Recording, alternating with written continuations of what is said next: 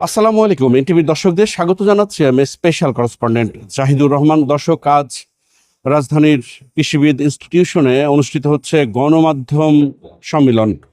আর এই সম্মেলনের আয়োজন করেছে সংবাদপত্রের মালিকদের সংগঠন news papers owners association of Bangladesh, NOAB. এই সম্মেলনের মূল লক্ষ্যই হচ্ছে সাংবাদিকদের স্বাধীনতা এবং স্বাধীন এবং গণমাধ্যমের নিশ্চয়তা। দর্শক, আমরা কথা বলবো সম্মেলনে যোগ দেওয়া গণমাধ্যম ব্যক্তিত্বদের সঙ্গে। দর্শক, আমরা কথা বলবো পিআইবির মহাপরিচালক ফারুক ওয়াসিফের সঙ্গে।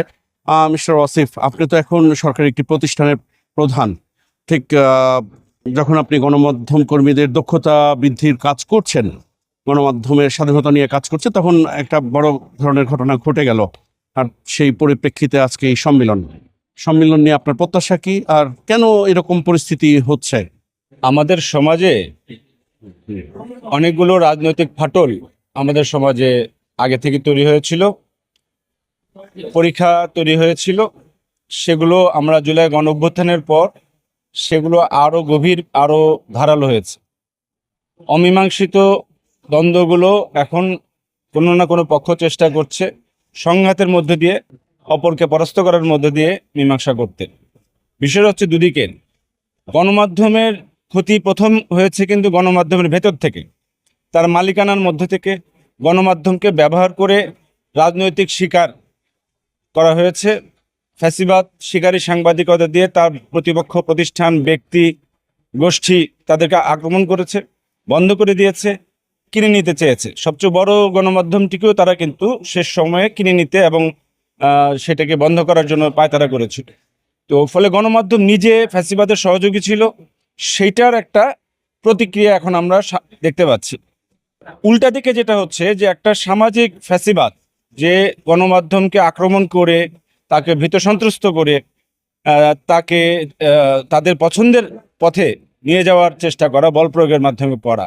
তো আমাদের মূল বক্তব্যটা হচ্ছে এই যে গণমাধ্যমকে তার নিজের সংস্কার নিজের ভেতর থেকে করতে হবে। দ্বিতীয়ত, এই যে আক্রমণ করা আগ্রাসী সংস্কৃতি গণমাধ্যমের উপর শুধু নয়, ব্যক্তির উপর, এবং সেটা অনেক ক্ষেত্রে সামাজিকভাবে সামাজিক মাধ্যম ব্যবহার করেও করা হচ্ছে। তো আমি একটাকে বলছি সামাজিক ফ্যাসিবাদ, যেটা জুলাইয়ের নাম করে, জুলাইকে ধ্বংস করার জন্য জুলাইয়ের নাম করে সে গণমাধ্যমকে আক্রমণ করছে। আরেকটা হচ্ছে গণমাধ্যম নিজের যে কৃতকর্ম অতীতের, সেইটার মধ্য দিয়ে তাদেরও নিজেরও একটা সংশোধন প্রয়োজন। সংস্কার কমিশন হলো এবং সেই সংস্কার কমিশন নিয়ে এখানে বক্তারা বলছেন যে সরকার খুব একটা আগ্রহ দেখালো না শেষ পর্যন্ত, সেটা বাস্তবায়নে কার্যকর কোনো পদক্ষেপও নিল না। সে বিষয়ে আপনার মন্তব্য কি? সংস্কার কমিশনের সিদ্ধান্ত, সুপারিশগুলো 27টা সুপারিশ শেষ সময়ে বিগত উপদেষ্টা আইন মন্ত্রণালয়ে পাঠিয়েছিলেন, কারণ এগুলো শেষ পর্যন্ত আইনে মন্ত্রণালয়ের মাধ্যমে ভেটিং হয়ে আসতে হবে।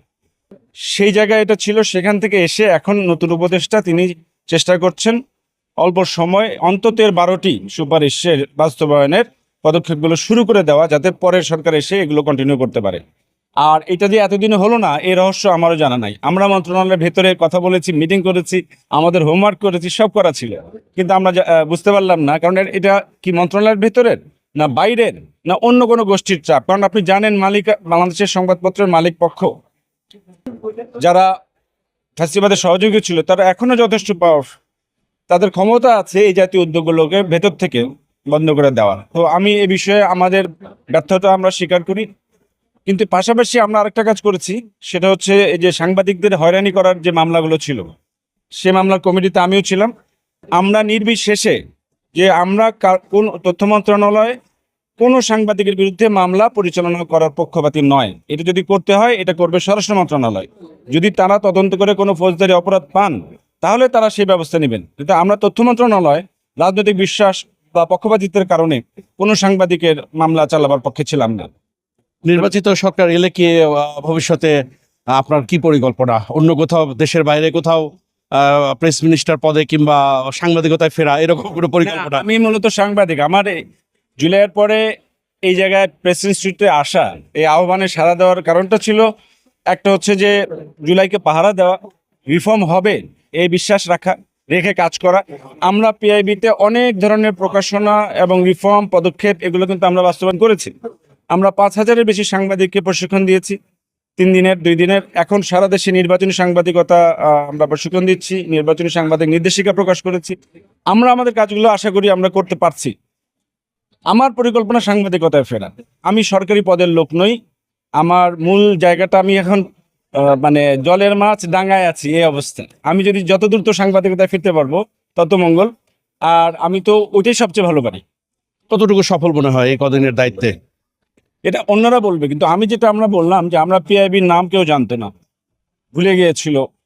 সেখানে আমরা মানে গত বছর 101 বছরে অন্তত 55টি থেকে 60টি জেলায় আমরা সাংবাদিকদের প্রশিক্ষণ দিয়েছি।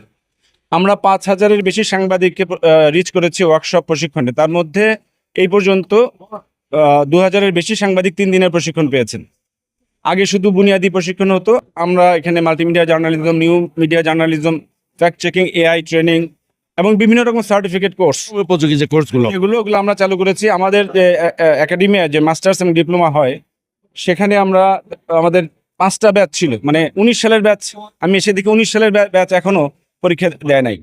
এখন আমরা 2টি ব্যাচকে ছেড়ে দিয়েছি, আর 2টি ব্যাচ এই ভাইবা হবে সামনে, তারা বেরিয়ে যাবে। ফলে আমরা 1 বছরে 5 বছরের সেশন জটদূর করে ফেলেছি। আমরা জুলাই নিয়ে 5টা মৌলিক আকর গ্রন্থ, গবেষণা গ্রন্থ প্রকাশ করেছি। সামনে আরও 4টা মৌলিক গবেষণা, শিকারী সাংবাদিকতা, দেশভাগ সাংবাদিক, এই ধরনের কাজ আমরা পাবলিশ করব।